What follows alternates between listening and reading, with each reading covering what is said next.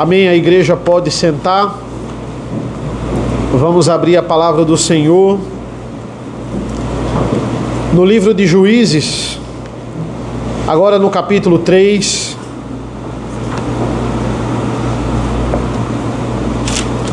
Juízes 3, a partir do versículo 7. Vamos ler inicialmente os versículos 7 a 11.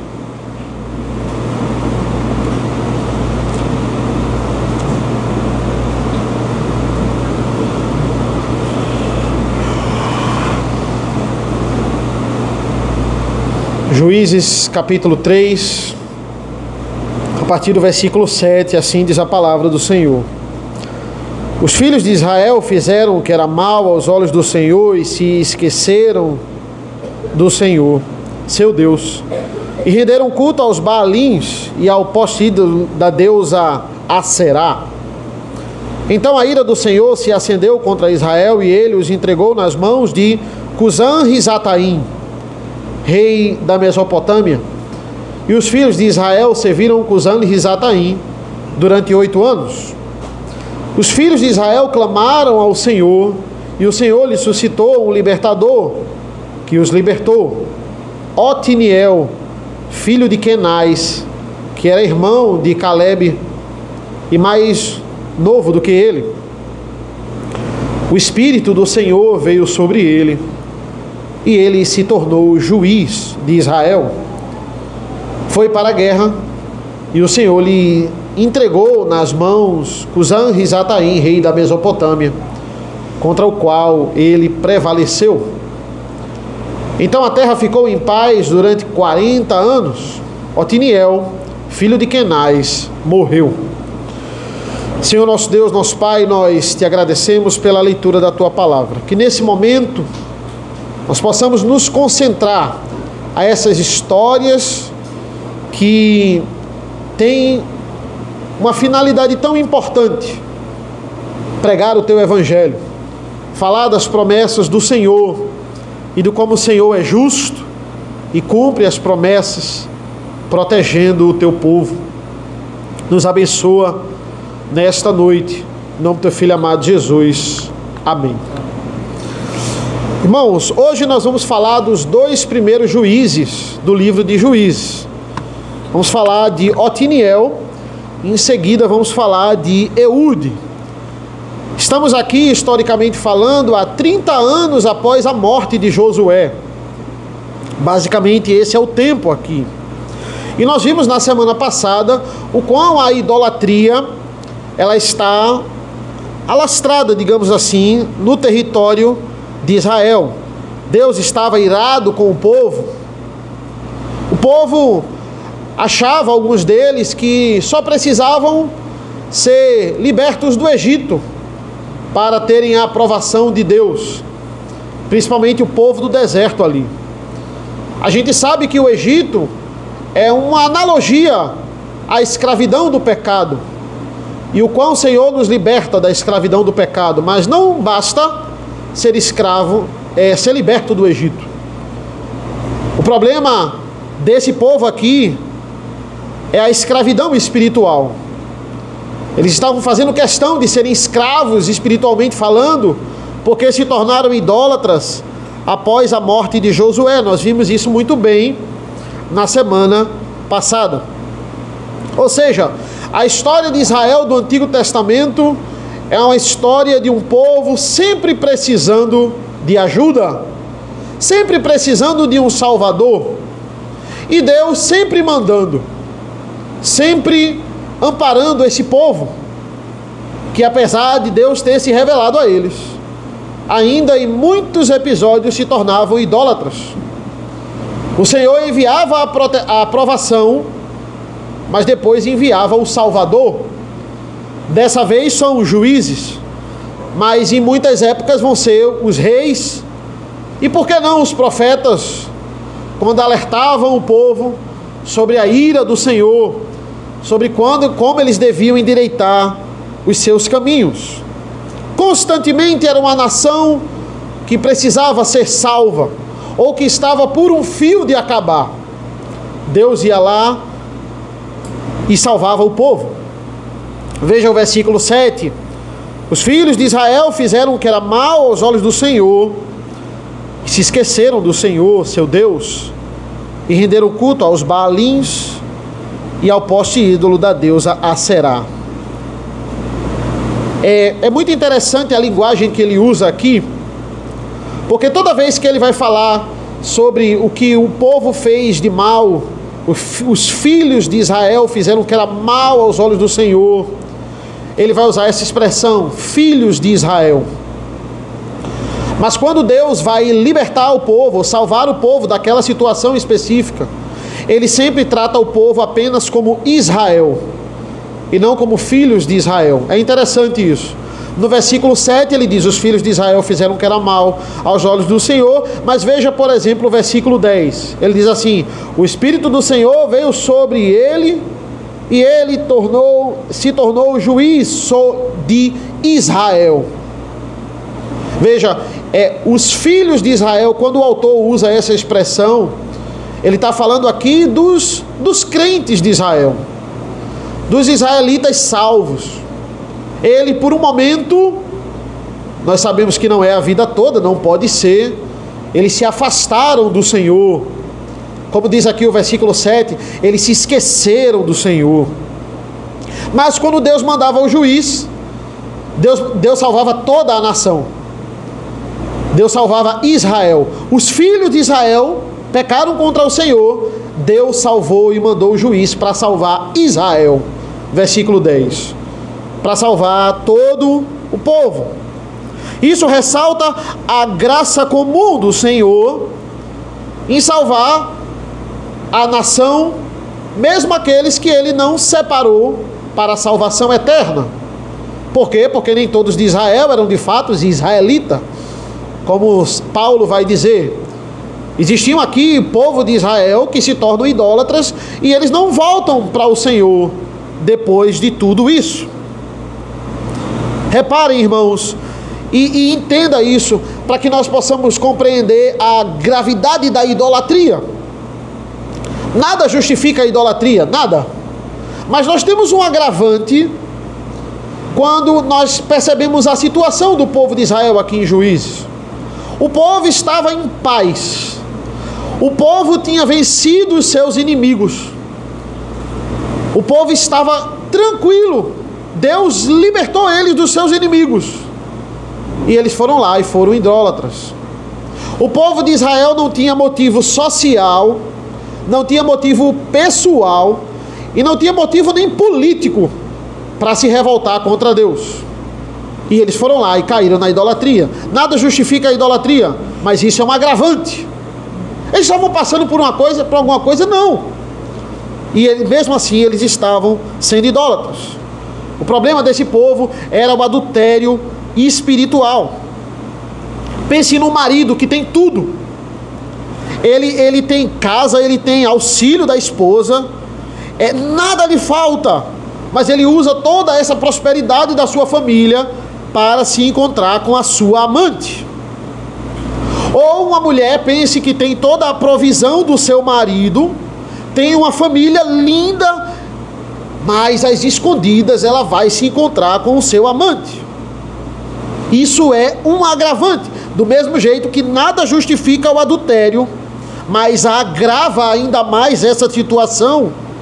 Olha, ele traiu, ok, estava acontecendo alguma coisa no casamento? Não. O casamento estava em crise? Não. Vocês estavam brigando? Não. Estava tudo normal, tudo perfeito. Estava passando por um problema financeiro? Nada. E ele foi lá e traiu a esposa. É isso que Israel está fazendo aqui, adorando a outros deuses. E isso vai piorando. Deus, ele manda a aprovação aqui. Ele manda o inimigo. Ele faz o estrangeiro, ele faz o inimigo prevalecer, para depois mandar a salvação, para depois levantar o juiz aqui. Isso vai continuando. Isso é pior do que um simples ato de traição. Agrava ainda mais porque o esposo está trazendo a amante para dentro de casa. Essa é a situação da idolatria aqui. O marido está trazendo, a esposa está trazendo o amante para dormir na cama do esposo.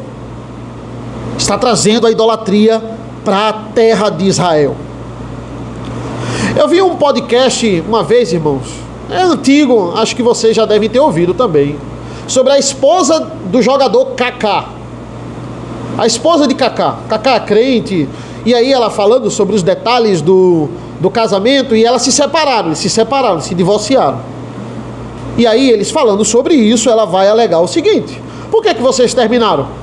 Ela vai dizer assim, abre aspas, porque ele era certinho demais, ele era romântico demais, nunca me faltava nada, ele sempre era muito compreensível, ele nunca me ignorava, ele nunca me maltratou, ele sempre foi atencioso, e eu não queria isso. No final eu percebi, ela vai alegar no podcast, eu queria que ele me ignorasse mais. Eu descobri que eu não gosto de uma pessoa tão certinha. Eu vi que não era aquilo que eu queria. Então perceba, irmãos, nada justifica o divórcio, mas isso é um agravante. Isso aí revela o caráter de quem pediu para se divorciar, essa alegação. Ou seja, Israel aqui vai abandonar o Senhor, vai esquecer do Senhor, decide tirar Deus da sua vida. A culpa não é de Deus. Aqui nós devemos deixar claro, a culpa é de Israel. Israel é responsável pelos seus atos. Israel tinha tudo do bom e do melhor e resolve ter um amante. Um amante parece ser mais legal. Um amante parece ser mais concreto, mais aceitável, mais compreensível. Astarote era melhor. Olha, Astarote permitia carnalidade no culto. Deus não permite isso. Astarote permite. Astarote permitia que as loucuras que eu penso fossem permitidas.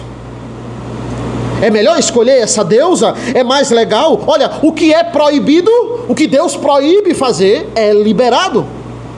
O que é proibido tem que fazer no culto de Astarote. O que é proibido é um ato de culto. Ela é melhor do que Deus. Nós vimos sobre Astarote na semana passada. A esposa de Baal, deusa da imoralidade. Se você praticasse imoralidade para cultuá-la, com as prostitutas cultuais, você ia ter fertilidade, você ia ter prosperidade. É a esposa de Baal. Elas viam em Astarote o que elas achavam que faltavam em Deus: a figura de uma mulher. Olha, tem o pai, mas não tem a mãe. Nós precisamos de um homem e uma mulher. É mais completo adorar Baal, porque ele tem uma mulher. Deus só é o pai, um pai sem mãe. Ele precisa de uma mãe, porque se ele não fizer, eu rogo para a mãe, e ela tenta convencer o pai. Isso não parece familiar com alguma religião que você conhece? É a mãe, só o pai, sozinho, não. Então eu vou para Baal e Astarote, porque tem uma companhia melhor. Eles são mais completos. Deus está sozinho, só é o pai. Esse é o adultério espiritual. Eu quero ter alguma coisa fora, mas é pior porque ele traz o amante para dentro de casa. A Bíblia fala no versículo 7 que eles esqueceram do Senhor. Eles esqueceram do Senhor, seu Deus. Tim Keller, comentando sobre isso, ele vai falar sobre essa questão de você lembrar e esquecer. Por exemplo, quando ele diz, quando o salmista ora: Senhor, apaga as minhas transgressões. Ou quando ele clama e diz assim: Senhor, lembra das minhas aflições. Você não pode achar que literalmente Deus ele vai escolher esquecer o que você fez e não vai nem lembrar se ele quiser. Não é bem assim. Ou quando ele diz assim: lembra-te do meu clamor, lembra do meu pedido. Eu não posso em sã consciência achar que Deus literalmente esqueceu do meu pedido. ou não sabe das minhas necessidades, eu preciso... Para que você vai orar? Porque você precisa lembrar a Deus que Ele esquece. Não, de forma nenhuma.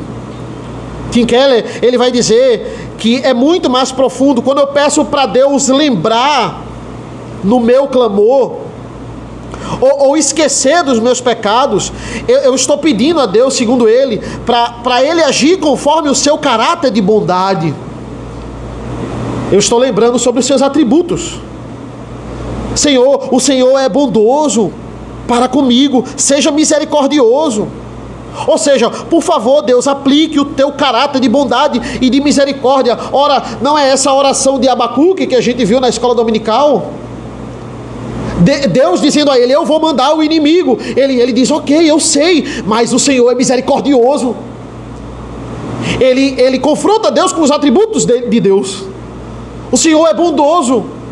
Então eu sei que a punição vai vir, mas usa da tua misericórdia para aliviar nessa punição.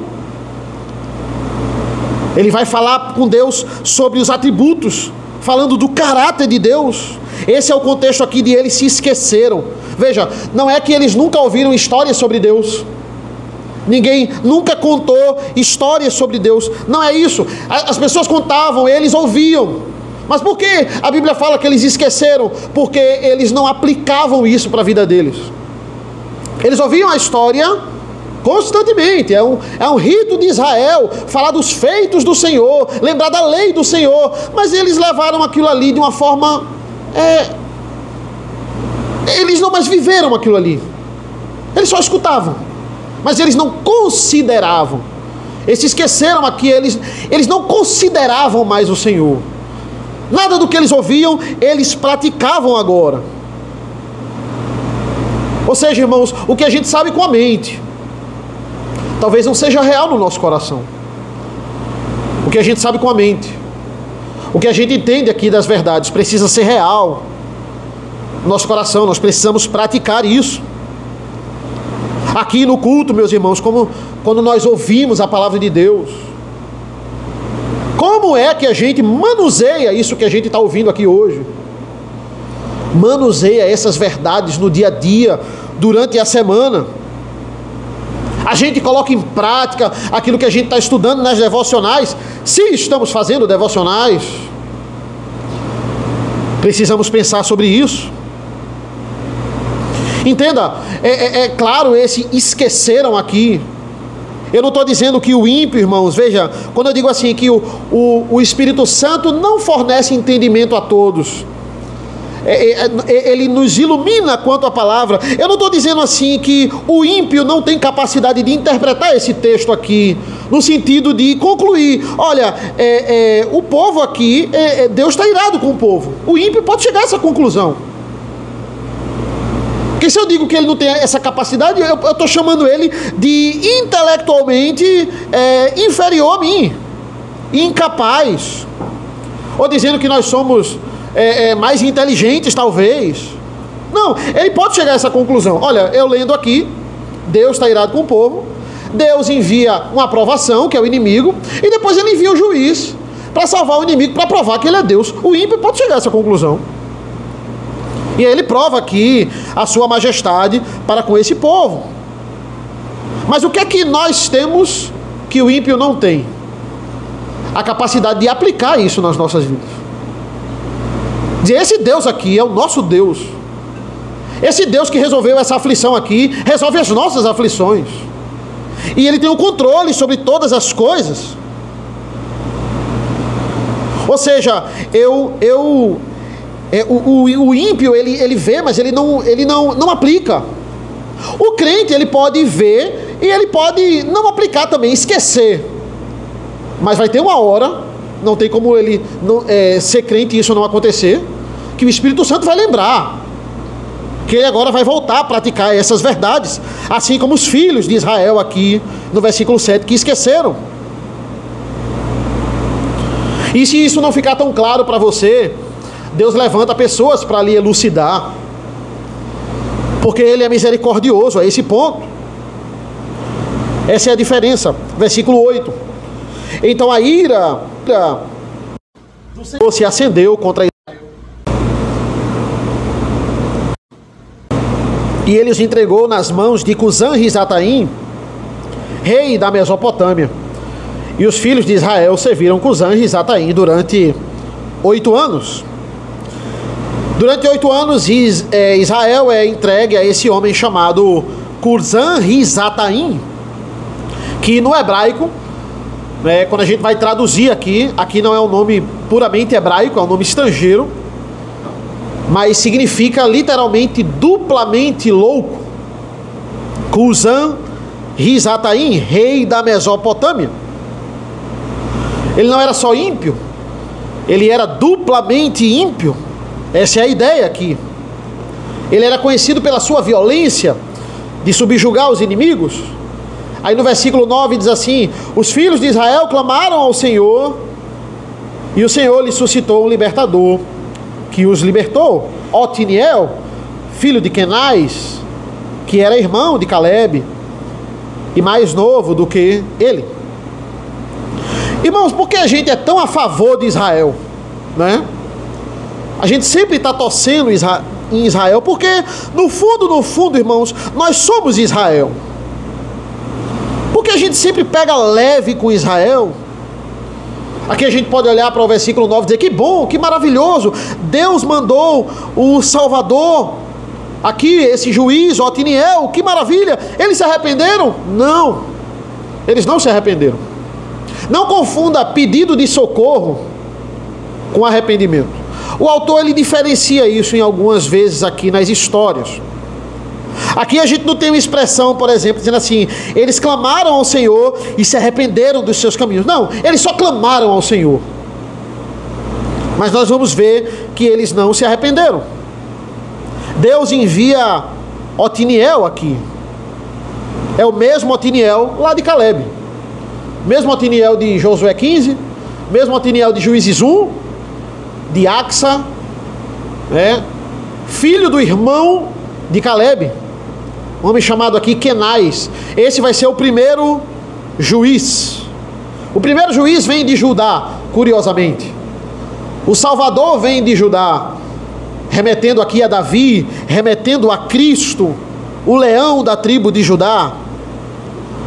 É interessante essa expressão aqui no versículo 10, que vai dizer assim: o Espírito do Senhor veio sobre ele. Ele é um dos primeiros homens da Bíblia a receber o Espírito. Essa expressão que posteriormente vai ser dada a Davi, que vai ser dado a Sansão também, em vários momentos. O Espírito do Senhor veio sobre ele. Otiniel significa Deus é a minha porção. Tudo a ver com o nome dele. E a obra dele, tudo a ver com a obra dele. O que é que nós temos aqui, irmãos? 8 anos de opressão e uma batalha, tudo é resolvido. 8 anos de opressão e é isso aí. O que é que a gente pode entender, irmãos? Deus, Ele não perdoa o povo, não nos perdoa apesar do pecado. Não é apesar do pecado, mas porque o pecado, ele entrou nas nossas vidas. Ele nos perdoa por causa do pecado. Deus sabe que o pecado vai vir nas nossas vidas e que ele precisa agir primeiro. Essa é a ideia. Que ele precisa ser misericordioso. Então veja, ele não decidiu lhe salvar porque você iria clamar e iria pedir socorro. Aqui eles pediram socorro, mas eles não estão nem arrependidos. A gente vai ver posteriormente. Eles não estão nem arrependidos. Por que Deus lhe salva e Deus me salva? Porque Ele é fiel a si mesmo. Ele nos salva porque Ele prometeu. Ele prometeu a linhagem do Messias desde Gênesis 3,15. Ele é fiel para o louvor da sua glória. Por isso que só Ele deve ser glorificado. Ele é fiel a si. Deus toma a iniciativa. Ele lhe salva antes de você sonhar em se arrepender. Ele já decretou lhe salvar antes de você sonhar em nascer, que dirá sonhar em se arrepender. Deus não espera, olhe, o seu arrependimento para agir. Se Ele for esperar alguma atitude de boa sua brotar de você Ele nunca iria lhe salvar. Ele age primeiro. E porque ele age primeiro, você se arrepende. Você agora se arrepende. Ele não espera a sua ação, ele age primeiro. A iniciativa é sempre dele. É isso que nós estudamos no Ordo Salutis. Ele vocaciona, ele lhe regenera e depois vem o arrependimento. Se ele não lhe vocacionar, se ele não lhe regenerar, você só vai pedir socorro, mas jamais vai se arrepender. E para ir para o céu, tem que se arrepender. Só vai pedir socorro. Na hora do aperto você pede socorro. Quando tiver em momento de bonança, você esquece Deus de novo. Não funciona assim com Deus. Ele coloca em você, ele lhe vocaciona, ele lhe regenera. Mas a terra ficou em paz, versículo 11. Então a terra ficou em paz durante 40 anos. Otiniel, filho de Kenaz, morreu. Versículo 12.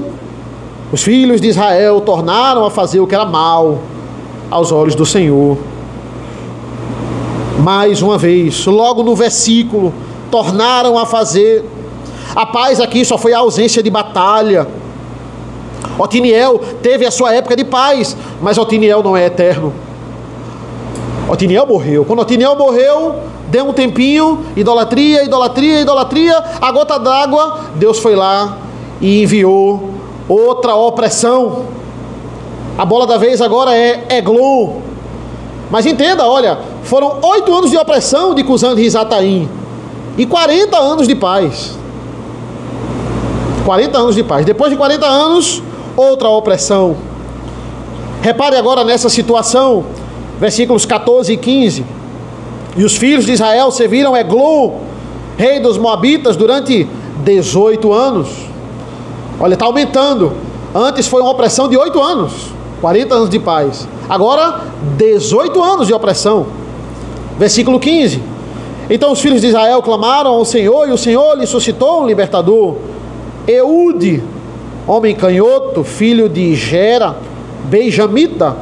Por meio dele, os filhos de Israel enviaram tributo a Eglon, rei dos Moabitas. E agora o ciclo vai continuar. Esse povo aqui é um povo moabita. Sabemos de onde nascem os moabitas. Moabe, filho de Ló, do incesto com as suas filhas. É daqui que vai surgir.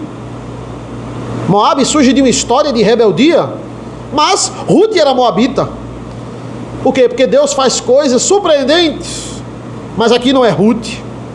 Muito longe. Aqui é um rei cruel. E ele faz uma aliança com os filhos de Amon para dominar o povo do Senhor. Amon, o outro filho de Ló, do incesto lá. Agora eles estão juntos contra o povo de Israel. Esse povo aqui, o versículo 13 diz assim: Eglon se juntou com os filhos de Amon e os amalequitas, foi e derrotou Israel, e eles se apoderaram da cidade das palmeiras.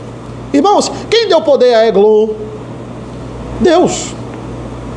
Deus trouxe Eglon para subjugar Israel. Agora o povo estava sob a bota de Eglon, estavam pagando tributos a um pagão, estavam sendo abusados no poder. E os filhos de Israel clamaram ao Senhor, mesmo refrão, e ele enviou o libertador.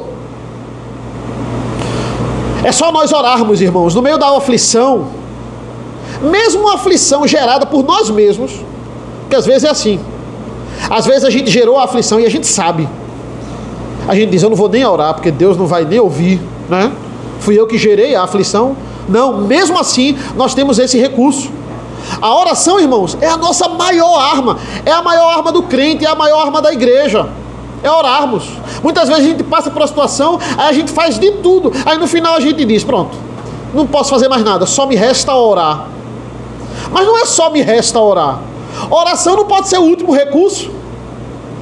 Oração é a primeira coisa. Porque a oração ela é poderosa, porque Deus ouve a oração. Deus se compadece do povo.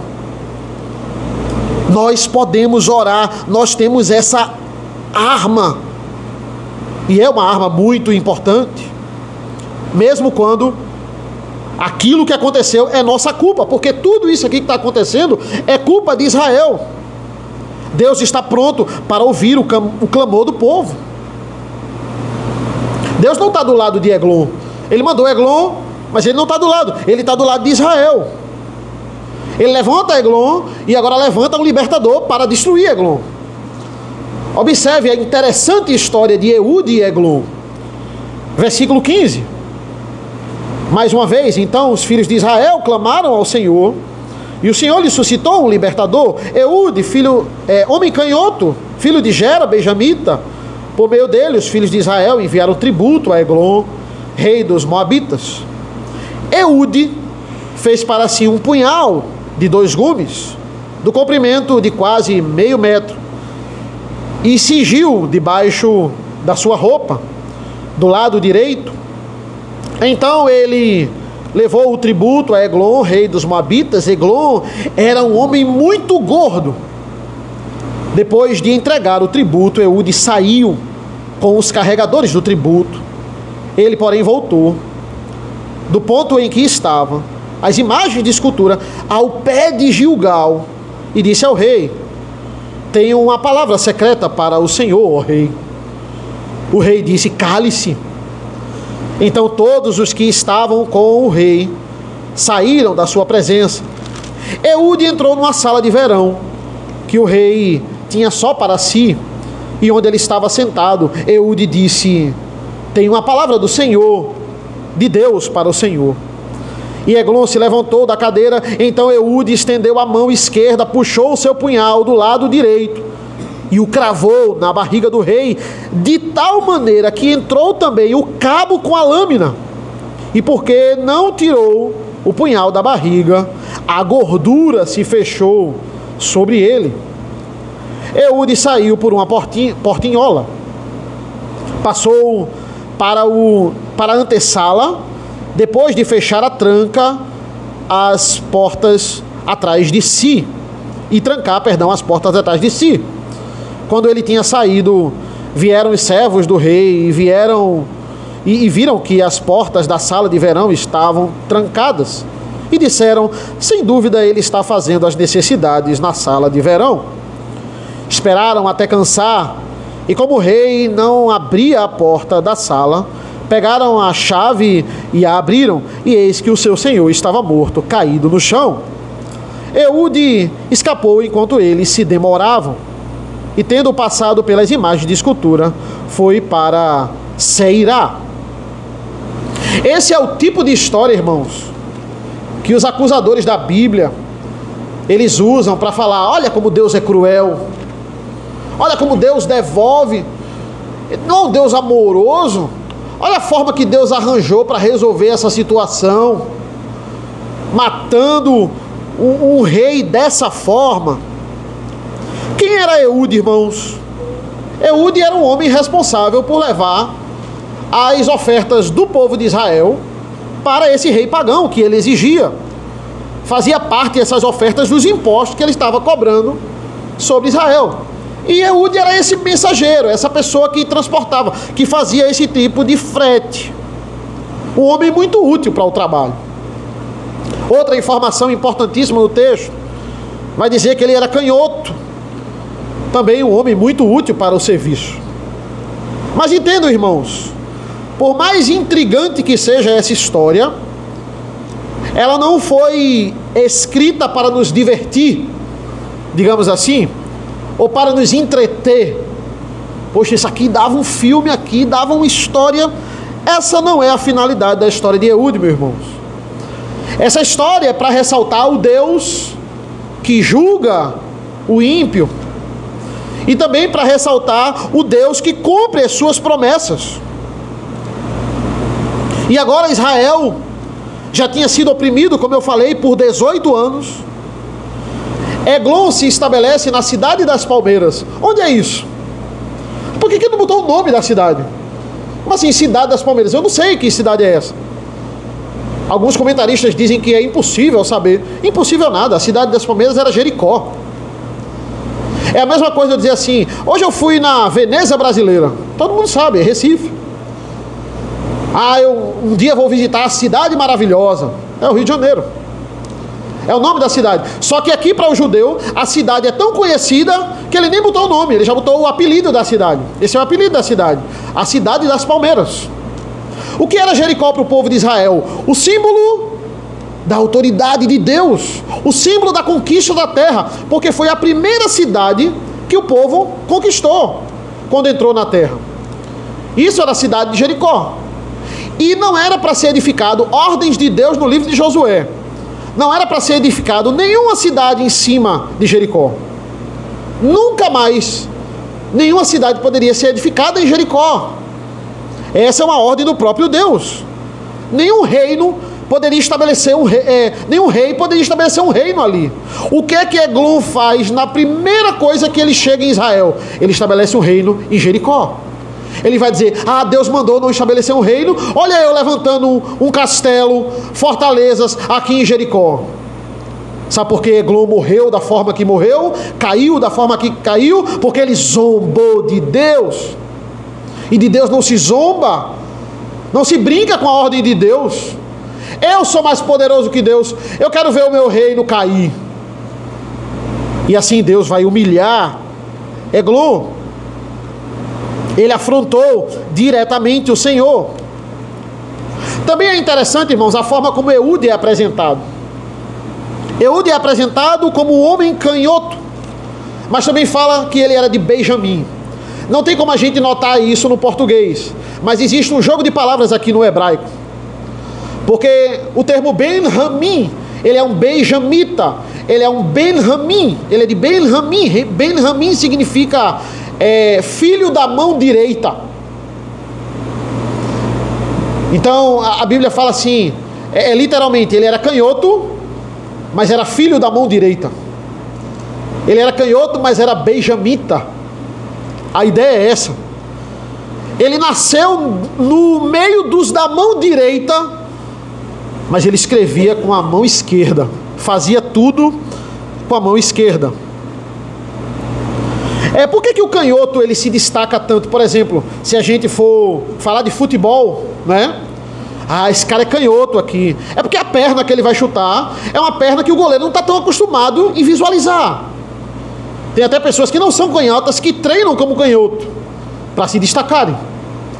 O canhoto ele se destaca em algumas coisas. E aqui nessa época, e eu não digo nem só aqui, irmãos, há 2 gerações atrás, o canhoto era tido como um aleijado, né? Isso era uma deficiência, ser canhoto. Fazer alguma coisa com a mão esquerda. Não, eu vou ensinar meu filho a escrever com a mão direita, para ele escrever com a mão certa. Porque a mão esquerda é a mão errada. Ou seja, nesse contexto aqui, porque é importante essa informação, ninguém que empunhava uma espada fazia isso com a mão esquerda. Ninguém fazia isso. Principalmente os filhos da mão direita. Se eu já tinha essa cultura de ensinar a escrever e fazer tudo com a mão direita, será que os benjamitas, alguém era canhoto ali? Não, os filhos da mão direita fazem tudo com a mão direita. Mas a Bíblia diz, ele é filho da mão direita, mas ele é canhoto. Então se ele é canhoto e ele manuseia a espada com a mão esquerda, o lado que ele vai colocar a espada é obviamente o direito. Só que ninguém guardava uma espada ou um punhal do lado direito, porque todo mundo empunhava a espada com a mão direita. Então era do lado esquerdo. É assim que funciona. Eu sou canhoto. Desde os 6 anos, 5, 6 anos eu uso relógio, porque eu sou agoniado com a hora tem que estar bem pertinho de mim. Sempre usei relógio. Quantas vezes eu ouvi, você usa relógio do lado errado, né? O lado de usar relógio é o esquerdo, não é o direito. Mas a mão que eu escrevo é a esquerda. Então atrapalha muito você usar relógio na mão que escreve. Geralmente o pessoal diz, fica usando relógio na mão, ao contrário, na mão errada. Mas não é assim que funciona. Esse é Eude, o homem certo para o trabalho. O filho da mão direita que escreve com a mão esquerda, que faz tudo com a mão esquerda. Ou seja, ninguém imaginaria que esse homem carregaria esse punhal aqui. Eude tem essa fama, e essa fama vai o ajudar. Mas é claro que ele não é nenhum louco. Ele vai levar um punhal, ele não vai levar uma espada. E ele vai colocar esse punhal escondido, embaixo da roupa, o texto vai nos dizer. Embaixo da roupa. E aí ele passa despercebido, obviamente. Ninguém poderia entrar armado na presença do rei. E a Bíblia não diz porque foi tão fácil. Provavelmente porque os soldados já iam no automático ali, do outro lado, revistar. Creio que foi por causa disso, mas também, senão o texto não ia ressaltar, porque ele é canhoto, e ele coloca do lado que geralmente ninguém revista. E como estava por baixo da roupa, e como era um punhal, não era uma espada, tudo isso fez com que ele entrasse armado para falar com o rei. E ele levava a comida para o rei. Veja que ele leva a comida para o rei, leva o tributo. Ele chega para o rei e diz assim: olha, eu tenho uma mensagem de Deus para você. E aquele rei, do tamanho, da forma como ele era egocêntrico, ele diz: não, vamos ali para um lugar reservado. Veja como Deus faz tudo perfeito. Se aquele rei chegasse e dissesse assim: pronto, fale, cheio de pessoas ali ao redor, como é que Eude ia fazer o seu trabalho? Não, Deus faz tudo perfeito. Ele diz: não, é uma coisa para mim, é uma mensagem para você. Então ele leva Eude para um lugar reservado. É chamado aqui de uma sala de verão, onde o rei geralmente ficava ali, conversas particulares. Ele leva Eude para isso. Então ele vai dizer: eu tenho uma mensagem do Senhor, uma mensagem pontiaguda. Eude não mentiu. Era uma mensagem do Senhor. Era o que Deus queria dar a Eglon. Uma facada na barriga. E a Bíblia fala que Eude não se preocupa em tirar o punhal. E porque Eude não se preocupa em tirar o punhal, ele era tão gordo que o punhal ele entra na barriga e some na barriga de Eglon. É isso que o texto vai dizer. O punhal ele literalmente some aqui. E ele fica lá agonizando até morrer. Eude pega aquilo ali e ele sai. Veja o versículo 26. Sai por uma portinhola, como vai dizer aqui. Versículo 26. Diz assim: Eude escapou enquanto eles se demoravam, e tendo passado pelas imagens de escultura, foi para Seirá. É interessante porque se o texto está ressaltando isso, é para a gente entender. Ele diz assim: olha, Eude foi e passou pelas imagens de escultura. Eude saiu e tendo voltado e passado pelas imagens de escultura. O que são essas imagens de escultura? E o versículo 19 nos diz onde estavam essas imagens de esculturas de Eglon. Versículo 19 diz assim: ele, porém, voltou do ponto em que estavam as imagens de esculturas ao pé de Gilgal e disse: olha, em Gilgal, irmãos, foi quando o povo de Israel, lá no tempo de Josué, atravessou o rio Jordão e fez um memorial de 12 pedras ali, lembrando dos feitos do Senhor. O que é que Eglon faz em Gilgal? Nesse local ele faz imagens e esculturas do seu Deus. Esse rei zomba de Deus edificando um reino em Jericó. Esse rei zomba de Deus quando ele pega o memorial que Deus mandou fazer, e ali naquele mesmo local ele coloca a imagem e escultura dos seus deuses. Olha onde o pecado de Israel levou, irmãos. As obras de restauração do Senhor estão sendo tiradas, estão sendo substituídas por causa da idolatria de Israel. Eglon, ele afrontou diretamente o Senhor. Eude convoca Israel para lutar, avisa que matou Eglon, o povo renova as forças, e com esse segundo juiz a paz reina durante 80 anos, o dobro de Otiniel. Otiniel foram 8 anos de opressão, 40 de paz. Aqui foram 18 anos de opressão, mas depois 80 anos de paz. A gente acha que aqui a história é rápida, né? Olha quantos anos se passaram. É muito tempo aqui entre Josué, depois Otiniel e Eude. Mas volte comigo, irmãos, para os versículos 12 e 13. Versículos 12 e 13. Olha quem vai se juntar contra o Senhor aqui. Essa tríade que afronta o Senhor. Os filhos de Israel tornaram a fazer o que era mal aos olhos do Senhor. Por isso o Senhor deu poder a Eglon, rei dos Moabitas, contra Israel, porque fizeram o que era mal aos olhos do Senhor. Eglon se juntou aos filhos de Amon e os amalequitas. Foi e derrotou Israel, e eles se apoderaram da cidade das palmeiras. Olha, eu tenho uma junção aqui entre Moabe, Amon e Amaleque. Como eu disse, né, Moabe e Amon estão na história de Ló. É uma consequência da rebeldia ali. Remonta a história de Ló, o incesto com as suas filhas. E Amaleque? Amaleque da descendência de Esaú. Descendência reprovada por Deus. Amaleque odiava Israel. Odiava a tal ponto de Deus, em Deuteronômio 25, decretar o fim desse povo. Saul perdeu seu reinado porque não matou todos os amalequitas. Perdeu o seu reinado. E por causa disso, na história de Esther, nós temos um homem chamado Amã, o Agagita.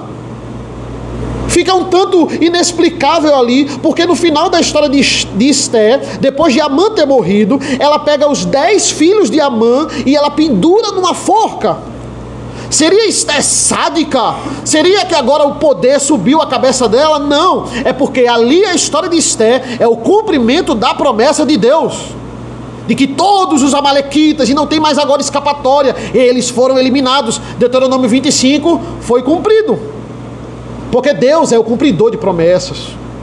Deus, ele é justo. Ele fez isso para quem estava tentando humilhá-lo. E agora Eglon vai morrer dessa forma ridícula. É uma forma ridícula, como esse rei, que era tratado como um Deus. Olha aí o Deus de vocês, agonizando no próprio sangue. Vocês não conseguem nem achar a faca no corpo dele. Está aí estirado no chão. É isso que Deus faz com o inimigo dele, com aqueles que afrontam o Senhor. Eude, irmãos, não era nenhum assassino profissional. Ele foi separado para essa tarefa especial. Foi uma revelação especial que Eude teve para uma tarefa específica. A gente não pode generalizar isso, por exemplo, e dizer assim: podemos pegar armas e perseguir quem não aceita o Evangelho, né? Eu não posso fazer isso. Isso aqui é uma ação específica. Isso só compete na palavra de Deus, perante a lei, para os ministros vingadores, para as autoridades. Pedro, quando ele vai lá e ele pega a espada no Novo Testamento e ele corta a orelha daquele soldado, Jesus diz: Pedro, guarde a espada, pois aquele que levantar a espada morrerá pela espada. O Evangelho não é para ser propagado pela força, não é para ser propagado pela imposição. O poder do Evangelho, irmãos, está na pregação do Evangelho. Isso não tem nada a ver com o fato de você poder ter uma arma. Aqui no país isso não pode, mas num país que possa você ter porte de arma. Mas você tem que entender a finalidade da arma. A arma não é para você pregar o Evangelho ou impor o Evangelho. A arma é para você se proteger. E todo mundo em Israel tinha arma. Isso não era proibido. Mas a mensagem maior aqui, irmãos, que nós devemos entender, e para os moabitas da nossa época, digamos assim, é que não tem como o Senhor fará justiça contra os seus inimigos. E de fato, quando Cristo voltar, irmãos, Ele irá julgar vivos e mortos. A terra aqui, não é?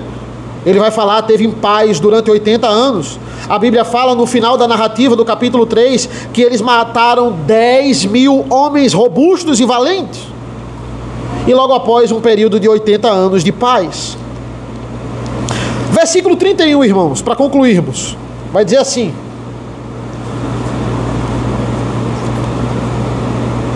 depois de Eude, veio Sangar, filho de Anate, que matou 600 filisteus com uma aguilhada de bois. E também ele libertou Israel.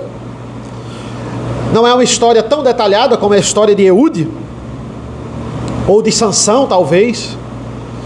Não é uma história tão longa, mas uma história também deste homem que salvou Israel. Esse homem chamado Sangá, filho de Anate, um nome estrangeiro. Sangá não é um nome hebraico aqui, mas ele pega aqui, né, um objeto pontudo para espantar bois, e com esse objeto ele mata 600 filisteus. Isso lembra Sansão, com uma queixada de jumento, vai matar 1000 filisteus. Mas é mais uma vez Deus agindo aqui em favor do seu povo. De forma rápida ou de forma detalhada, não importa, irmãos, Deus está salvando o seu povo. Então, concluindo, irmãos, pense sobre isso. Pense sobre a história de Otiniel, pense sobre a história de Eude. Infelizmente, irmãos, ainda é assim nas nossas vidas. Preste atenção, nós tememos muito mais as circunstâncias dessa vida do que os nossos pecados diante de Deus. Somos assim, somos o povo de Israel. Por isso que a gente defende tanto Israel, porque a gente se vê na situação de Israel. Nós passamos o pano quando a gente peca diante de Deus, mas entramos em desespero com as circunstâncias da vida. Devia ser o contrário. Você devia confiar em Deus nas circunstâncias da vida e entender que você ofendeu o Deus Todo-Poderoso quando peca. E Deus não nos dá, irmãos, apenas 80 anos de paz. Deus não nos livra apenas das circunstâncias ruins da nossa vida. Ele nos livrou da condenação do pecado. E Ele nos dá, não 80 anos de paz, Ele nos dá a paz eterna. Um comentarista chamado Dale Davis, um dos que eu estou, e usei muito no estudo também, quando lecionei na escola dominical, ele vai dizer assim: muitas pessoas dizem que o punhal de Eude é a espada do Espírito. Ele vai dizer, essa não é a aplicação correta daqui. A aplicação correta é: Deus nos coloca e nos tira de qualquer situação. Foi Deus que pecou aqui? Não. Aqui, irmãos, contra esse rei pagão que afrontou a Deus, aqui é uma ação militar contra um Deus tirano que estava na sua terra, que afrontou o seu nome. Ou seja, irmãos, Deus, numa guerra, é o primeiro a mandar matar, a subjugar os inimigos, a proteger, a pegar em armas. Sim, esse é o nosso Deus. É só você entender a história de Israel. É engraçado aquele filme, Até o Último Homem. Cara, é testemunho de Jeová e não matou ninguém na guerra, salvou. Besteira, que bobagem, afrontando a palavra de Deus, que não é para matar ninguém na guerra, eu vou proteger o meu país. Aqui o povo está lutando em nome de Deus. Pega um punhal, Eude, e você vai acabar com Eglon. Essa é uma ordem. Eu tenho uma palavra de Deus para o Senhor. Essa é a visão aqui. Deus não pecou, irmãos. Deus está salvando o povo. Deus está libertando o povo. E muitas vezes, irmãos, vão acontecer coisas muito violentas para que o povo seja salvo. Deus pode usar formas bem violentas e Ele não vai deixar de ser Deus por causa disso. Como essa forma de libertar o povo aqui e de punir o seu próprio povo também. Permitam-me lembrar um dos grandes símbolos da nossa igreja. Um grande símbolo, a cruz. A cruz, o que é a cruz historicamente falando, irmãos? A cruz é um instrumento de tortura e execução. Você já pensou nisso?